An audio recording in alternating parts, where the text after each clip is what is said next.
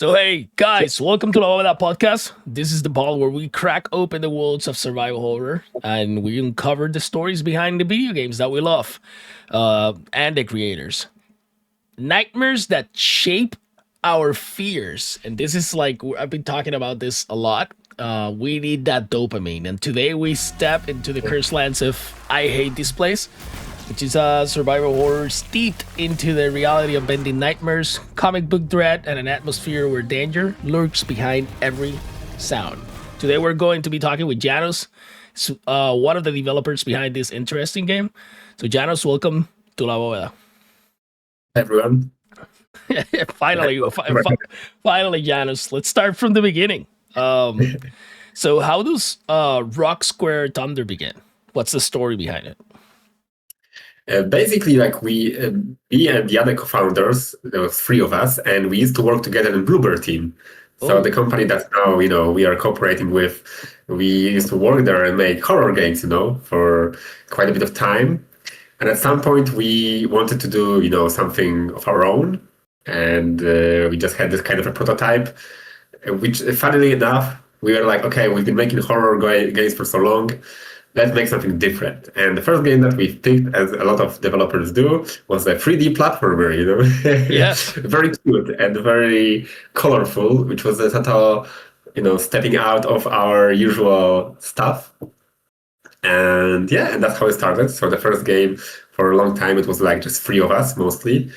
Me, Arthur, and Lucas. So basically, it was like I was programming, Arthur was doing level design, and Lucas was doing the art. So it was like the three of us for a long time. At some point, we started growing. We managed to secure funding to grow from 3 people to at first like 10, etc. And we've been making new projects. And at some point, as we always, like I said, we have history with Bluebird team, and at some point they were starting this publishing label, Broken Mirror Games, and we were always talked with them. And after doing the colorful platformer, we just wanted to go back to our roots, basically. So we had, an idea to work together, and this is how the I Hate This Place have started. Wow, that's an interesting story. How do you? I mean, what would the spark?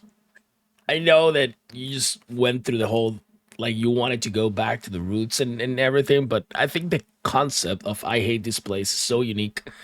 What was the original spark or that idea that gave birth to I Hate This Place as it came to be? I think there were like few different things that have like worked together to get this idea. Like first thing was just playing a lot of indie survival horrors, I love these games. I'm in general, I'm more into indie games and like AAA stuff, Same. I was playing, games like Darkwood, Signalis, a lot of these games were like super cool.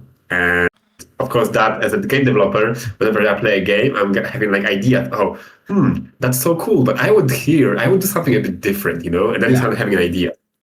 Yeah. At the same time, we had some experience of our like first projects, the platformer. Even then, we were making some sort of more like a kind of an adventure farming sim game as a second project, and we had some technology, some cool ideas for the gameplay, and it all started coming like, okay, so how would we, as an evolution of our studio, how would we go from the things that we've built and take this into survival horror space, right?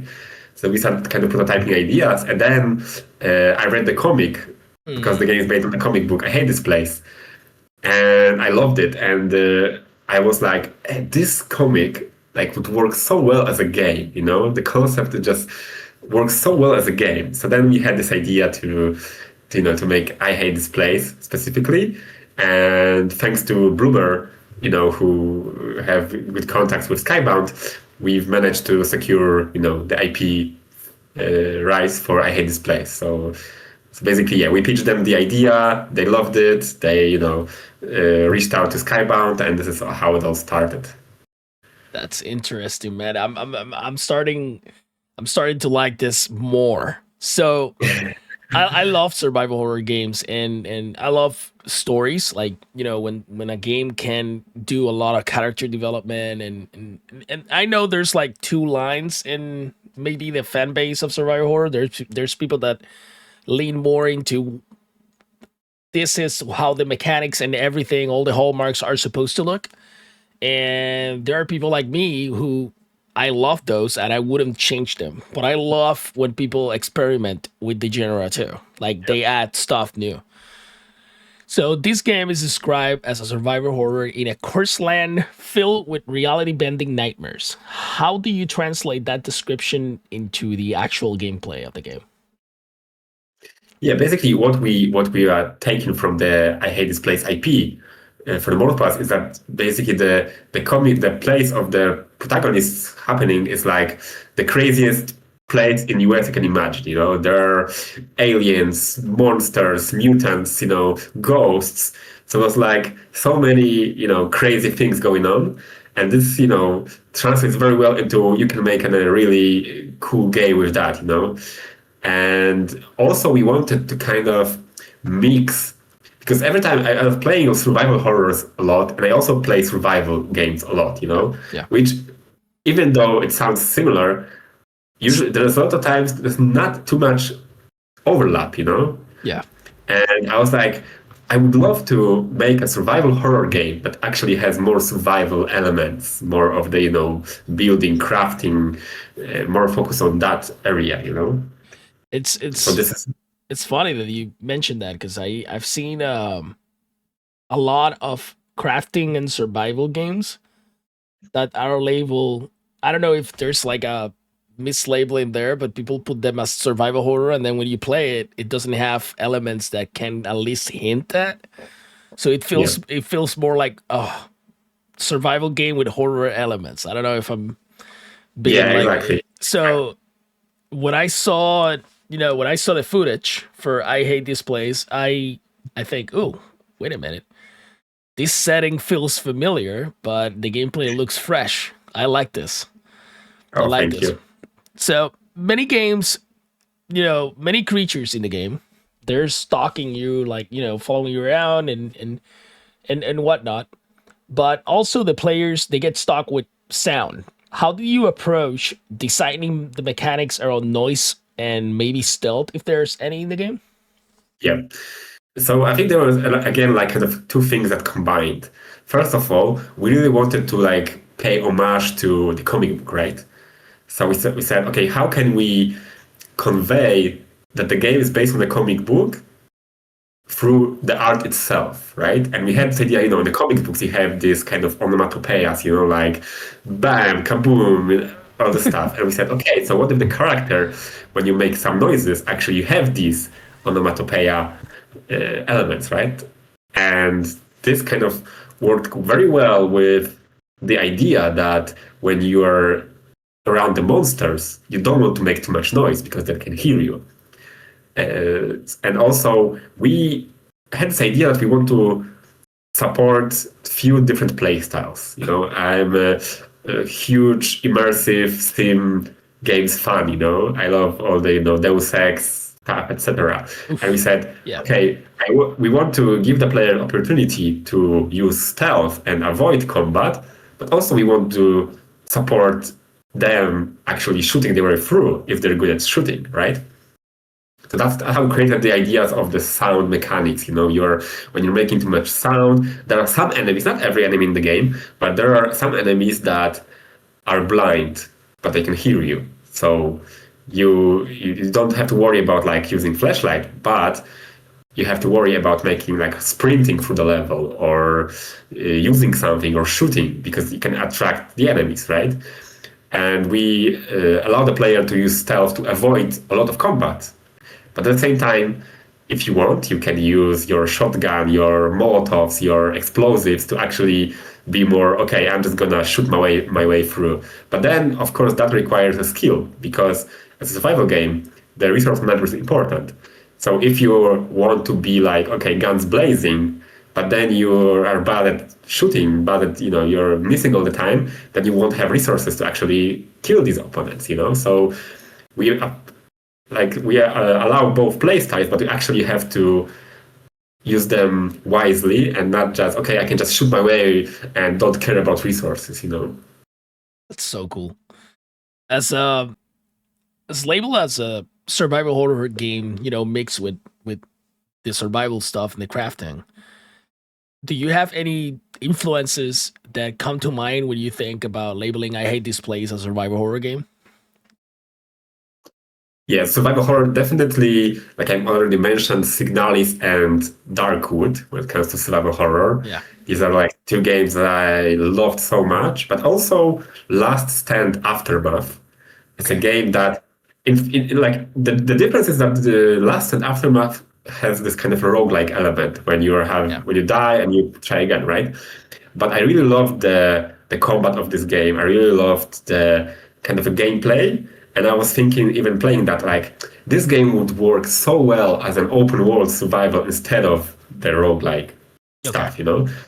So these three games, when it comes to survival horror, I think these three games are the biggest influences. Also, State of Decay, even if it sounds a bit out of the box here, Yeah. but also a game that influenced it a lot. Like we played it a lot and we loved it, and there was a lot of ideas from that game that we like were discussing.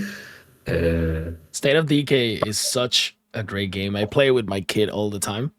That's Yeah, actually one of the co-op games that we don't play a lot of co-op games in the channel, but every time the our followers and the subscribers, they're like, we need to play something, Joe. And I'm like, yeah. So I organize like either State of Decay or 7 Days to Die or something that requires like teamwork, co-op. yeah, But somehow these games, and it's funny you mentioned State of Decay because I have in that list of games that have that come from that root from survival horror, maybe influenced by it's Days Gone too.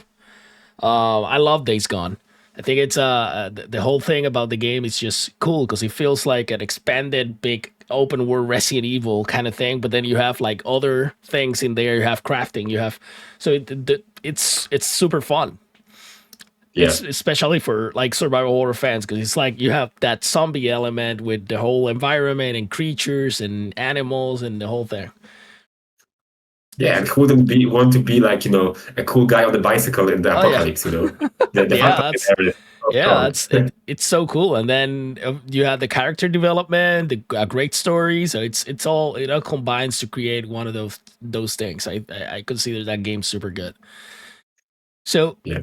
there's a day and night cycle, and it seems to be central to the tension. How does the atmosphere of I Hate This Place and the gameplay change between day and night? Yeah, and here again, harkening back to the comic book. In the comic book, the night is the thing that's the crazy stuff happens. In the day, they are like safer in the area. So that's how we wanted to convey that to pay homage to the comic book to give the justice to the IP. And we love this idea. Okay, so how can we differentiate from the day and night, right? And first of all, the graphics itself is a big change, right? Because when you're during the day, it also looks kind of nice. You're in the forest. It looks cool. In the night, you have less visibility. You're definitely more scared. At the same time, at the night, there's more enemies. Enemies spawn. It's much more danger. But at the same time, I have to be honest. The night is also kind of cool. Like even though it's more dangerous and it's Yeah. tougher, I love playing at night because it's just so cool for the survival horror, Oh when it's yeah. dark, yeah, like a flashlight and you're like sneaking around the forest. Uh, so yeah, so this is like important on both these axes, both the art and the gameplay, and also because you have your hub where you're building stuff. Sleeping is also part of like, okay, I have set up a construction of a building. Now I can go to sleep, and tomorrow it will be done, for example, right? It's also part of, and you have to rest to, like recharge your stamina in the game. So cool. It reminds me of that contrast between the day and night cycle, and this is just something that just came up. It's like when you reach the safe room, right? Yeah, You have that soothing calm, but you still know that there's danger lingering outside. That's true. It's like in Resident Evil 3 Nemesis. Like he's still out there, and if Yeah. and it's like, oh my god, let me get ready and then go out, and that type of tension is super important. I think it's part of the whole survival horror experience. Yeah, and we also have this kind of idea that you have safe houses around the world because you have this section of like more of like a semi-open world map, right? Yeah. So, for example, you are walking out of your hub, you're exploring the world, and you see, okay, it's getting dark, right? I need to look for a place, safe place. I need to look for a place to save the game because you cannot save the game anytime you want. You have to actually go to the safe house or your hub or any places like that. So then you're like, okay, I have to find a place to save the game. And you stumble upon one of the safe houses or camps that you can find around the world. And usually they're inhabited by NPCs. So you're like, okay, I found this church. There's a priest there. I can chat with him. I can save the game. I can, get some quests from him, get a bit of, lore from him. So it's an important part of this kind of exploration and finding the safe houses that you can rest up because the forest is inhabited by a lot of like monsters and mutants, etc. Let's talk about why you decide on the isometric perspective instead of the more common, like maybe third person with tag controls, or first person, which is like super famous now in survival horror. Yeah, first of all, like I mentioned, the inspirations, it was mostly the isometric game, like Signalis, Darkwood, Last and Aftermath. And I love this kind of, I still love, of course, like the first person or third person survival horrors as well. But there's something about those kind of indie isometric survival horrors that just speaks to us, we just love these games.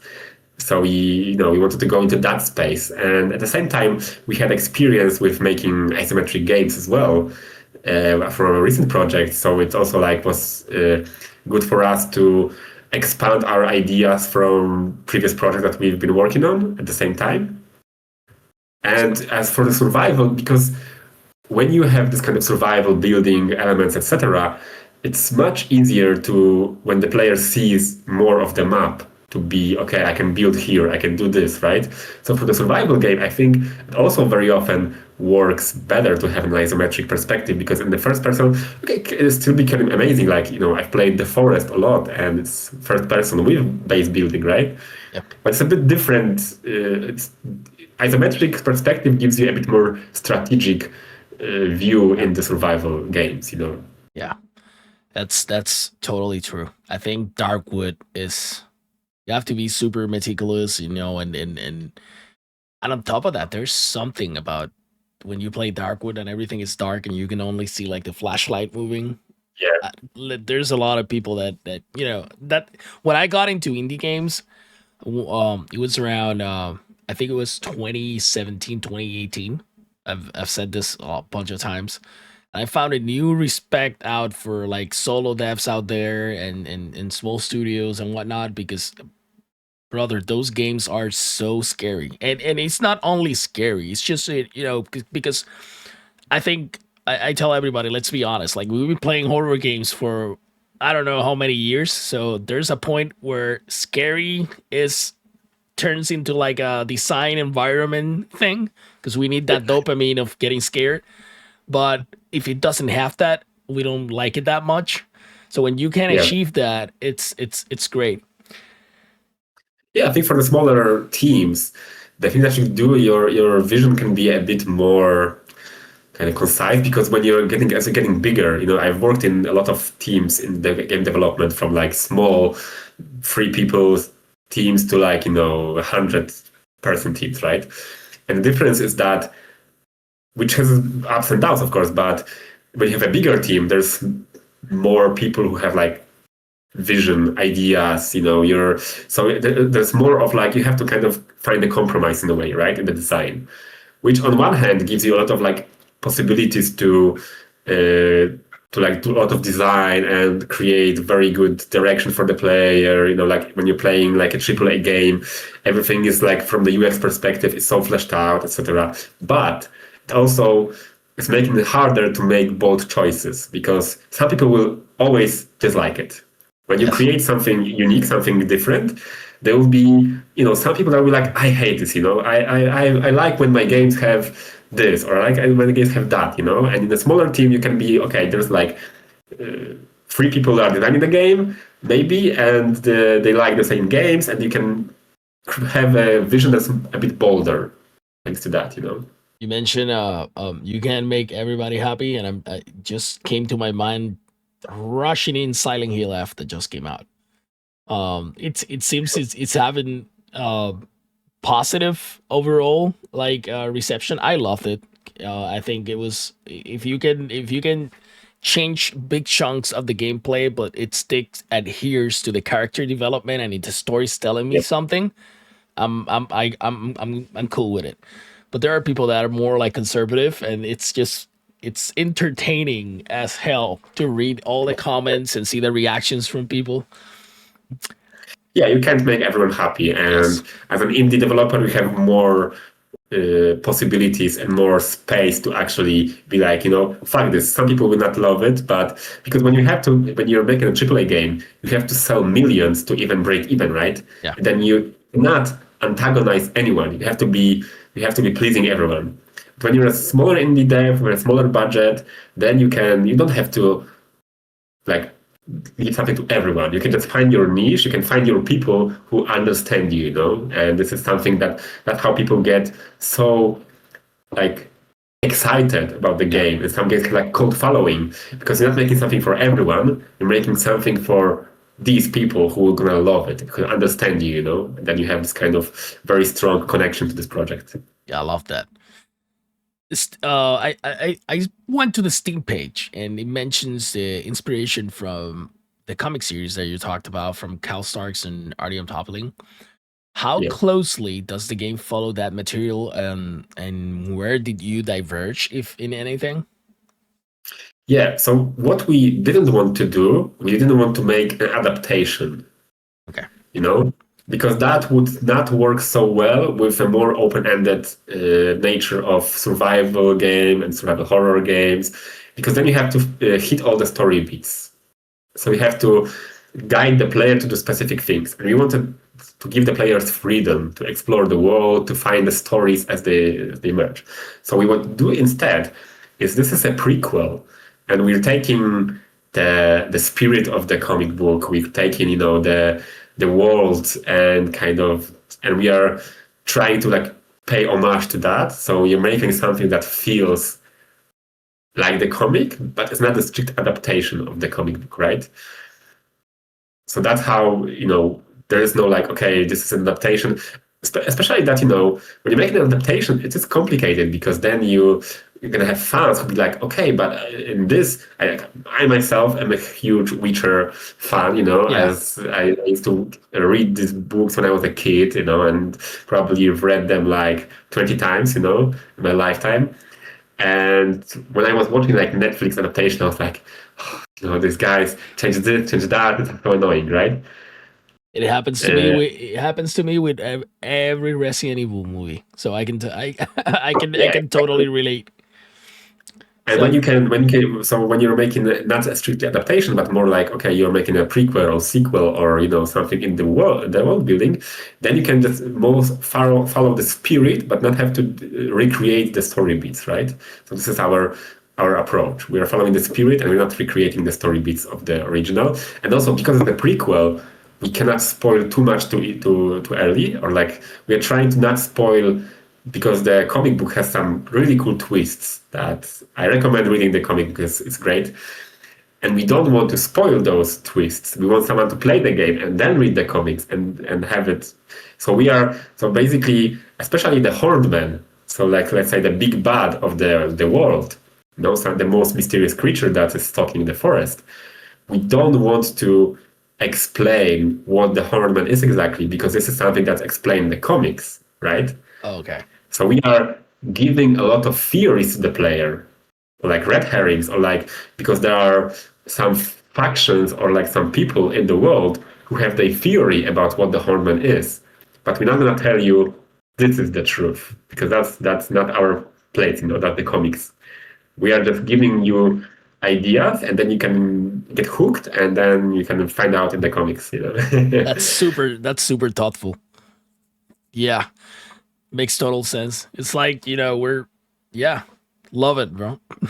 You're blowing my mind right now. It's like, because I haven't read the comic. I found it because I have a friend that did, and I'm a comic book guy. I collect comic books and stuff, and he's like, "Hey Joe, you should try to find this and read it because I went through this and it looks good." And I'm like, "You went through it, or did you saw something?" He's like, "I read something and watched some stuff, and I think it's like your kind of thing."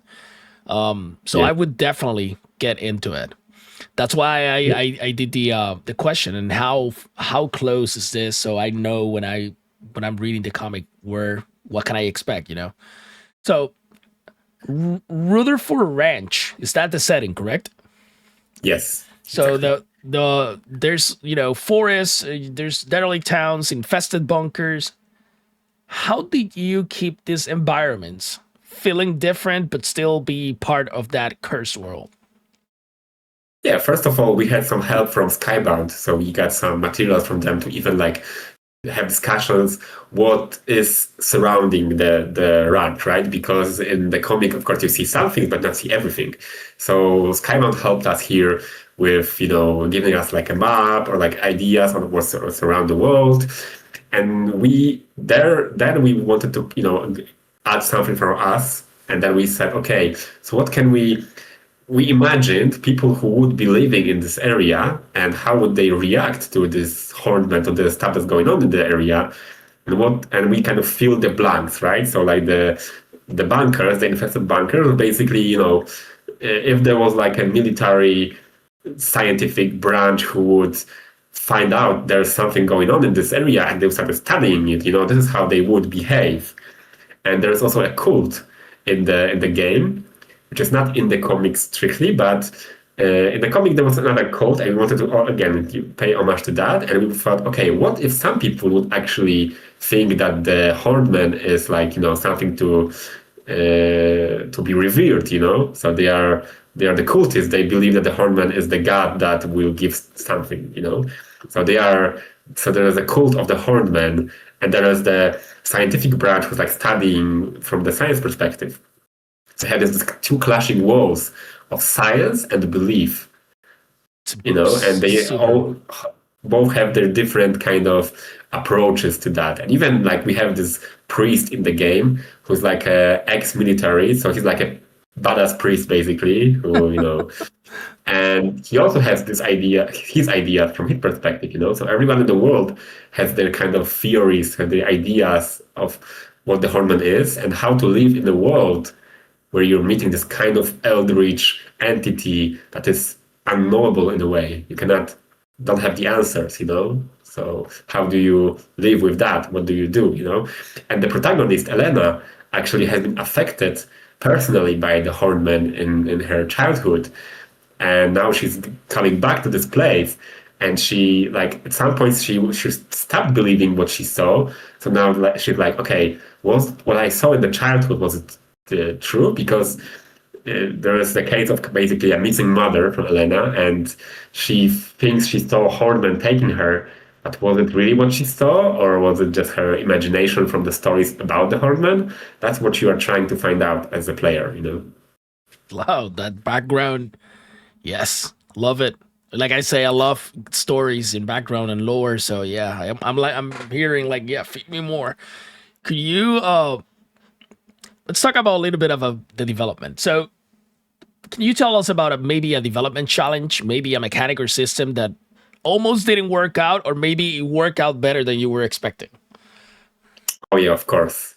That there's a lot of that. When you're making games, so many things that you have to scrap, or like you have this idea, and usually what you think will be the most fun part of the game turns out it's not fun at all. You have to cut it, and what you think was like just a feature turns out like the most fun part of the game, right? So I think that the biggest challenge and something that we had to create so many iterations of is this combination of the survival with the base building, etc., and the survival horror, right? Because in a lot of ways, these two things are working against each other.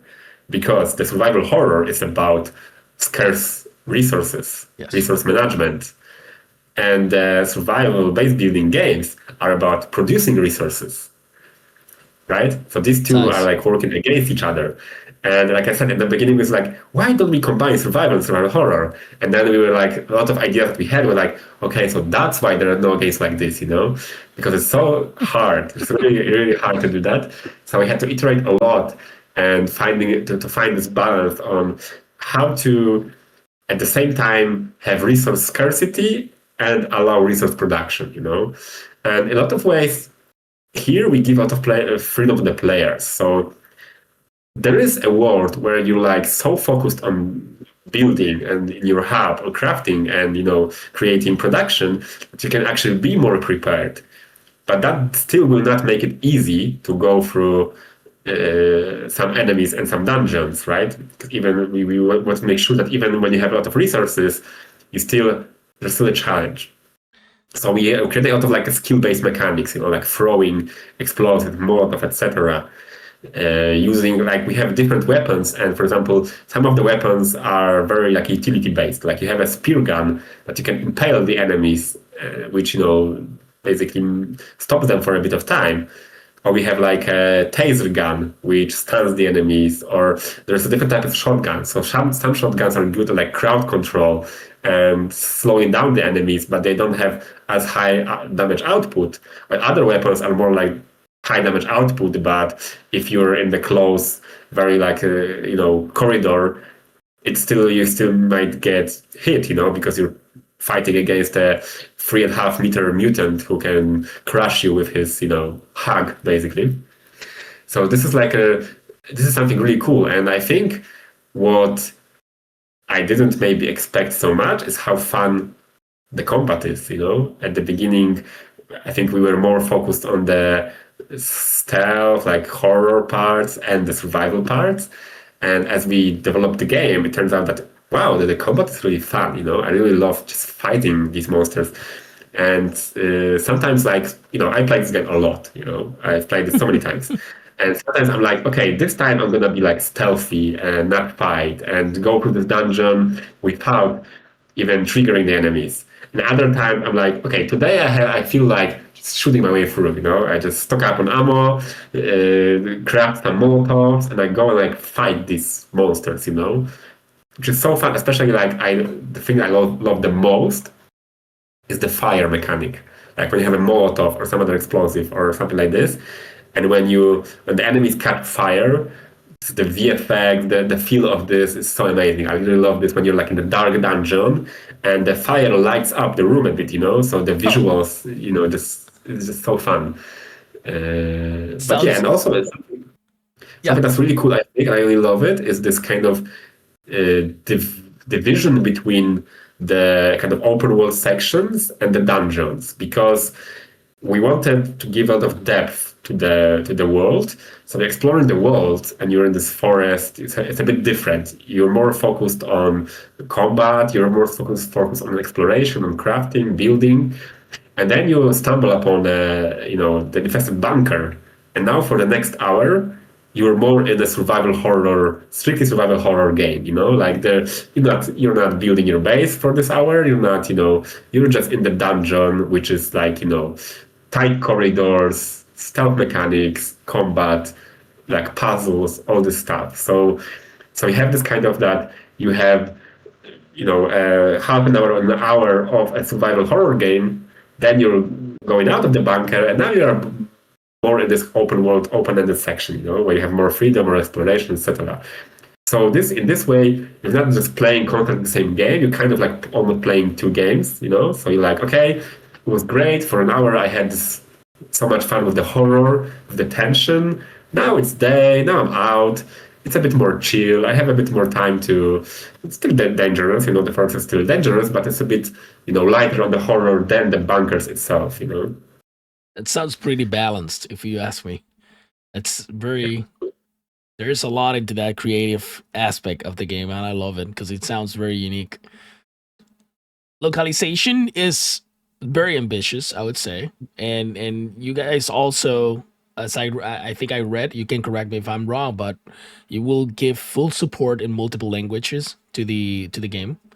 And Yeah, that's yeah. yeah, so what challenges have you faced in translating not just words? Because when you're doing a multiple languages, maybe some people don't think about this, but that can take away a little bit of the feeling of the horror, right? And the message that convey. How do you guys manage this? Yeah, first of all, of course, like the interface event, because when you have like a dialogues and you're seeing them in English and then you see them in like Mandarin or other languages, right? You it's different because you know the words look different. There's, for example, it takes more space, so I have to test a lot of that.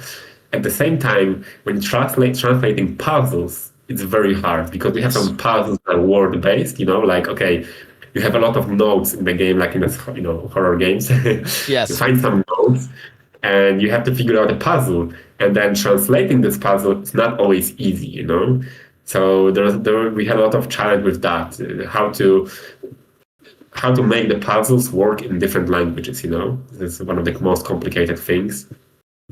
For you as a developer, um, without spoiling anything, of course, but what moment in the game still gives you chills even after a lot of time of building it? Is there something like that in the game? I think first of all we have some boss fights which always are super exciting for me. You know, Yeah. from the first bunker where you're playing like a huge mutant centaur creature, we have this kind of enormous spider that you're fighting towards the end of the game, etc. You know, there are some boss fights which are just so exciting and at the same time so tense.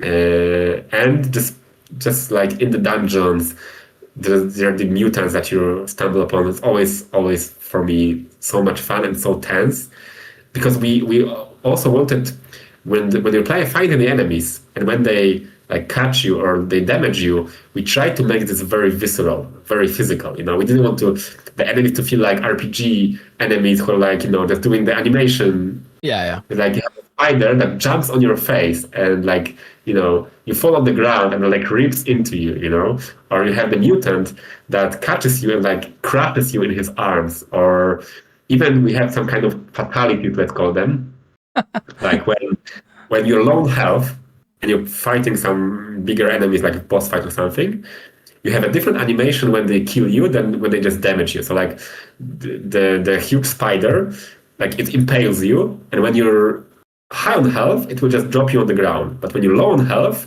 you would die. It like rips you in half. I love that. That's Yeah, like it reminds me of the Mortal Kombat stuff. yeah, yeah.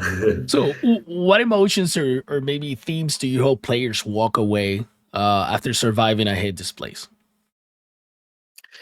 Yeah, I think a lot of the story and the theme is about like family and both the traumatic experiences of family life of childhood and parents and children, and at the same time of like found family or like how people kind of find their family or like build their family, etc. So this is one of the important aspects of that, and also the love for the horror genre. I think it's Yes, that's key. Do you see this as a self-contained story, or could be possibly word expanding maybe into DLC sequels or even cross-media projects? yeah, definitely something that we can expand. I think the world itself, like it can give so many interesting stories, and we try to create smaller self-contained stories and not just have just the main plot, because we wanted to give this experience of player exploring the world and finding interesting characters who have their own backstories and you kind of learn about them, so that's also an important part. So I think we can do much more of that. We can create more interesting stories with interesting characters. I think that's the most important part for the good story, is interesting characters. If a player comes to you and says, "I hate this place, but I can stop playing," what would that mean to you?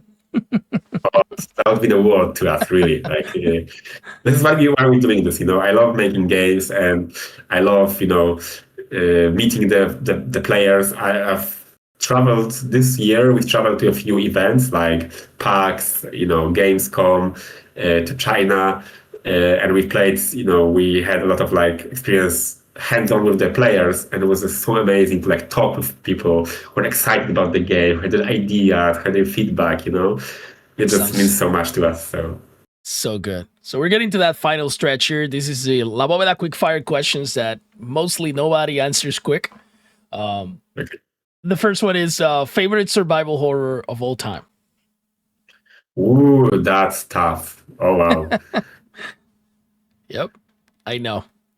Let's go with Signalis. I'm so in love with this game. Signalis is so good, brother. I had to buy a physical copy of that game, It's and amazing. by the time that I bought the copy, they were very pricey. Um, it Oh wow. was it was yeah, because I didn't have the chance to pre-order it when it came out, and then I found out maybe like 4 or 5 months after, and then I realized that they didn't print like a lot of copies, so it was like very hard to get, but finally got here, and I was so happy. It's there, completely closed. It's gonna stay that way. That game for me is like peak. If I Hate Displays was a movie, which director would you want behind the camera? Ooh, that's also a great question. Well, maybe Sam Raimi. That would be Ooh, cool. that would Like be it. Guillermo del Toro. That would also be amazing. Yeah, that sounds nailed it. One horror creature you never want to meet in real life. Pyramid Head. Oof, Pyramid Head. If I see Pyramid Head, I would be like, oh, I messed up. Yeah, I completely messed up. Something happened, and now I need to face myself. That would be awful. yeah, exactly. Hey Janice, I want to thank you for your time, but also the if you want to talk to the audience directly, the microphone is yours. Yeah, just thanks everyone for tuning in, and I love survival horror games. You love survival horror games. So just if you love the idea of how it plays, buy it, play it, and yeah, I'd love to hear feedback from the players. Hey man, I hope this turns into everything you guys are hoping for. It looks like it's shaping to be one of those games that is gonna leave a mark in survival horror and horror games history as a whole. I wish you guys the best, and I hope this is not the last time that we're talking. So it Yeah, was good. it Yeah, it was was an good. amazing conversation. Yeah, Oh, thanks, man. I we're trying to build something, and our new project drops down October 18th. So great. I invite you all to go there, and it's just made to celebrate survival horror as a genre because I Looking think forward it's to that. Yeah, I really so. love the questions that you asked, and you have such amazing radio voice. I think everyone will love to listen to that. Oh yeah, that sounds great, bro. I was I'm trying, and I love this. I've been playing these games. As you can see, I collect stuff, and I there's something about it. I am part of the neurodivergent community.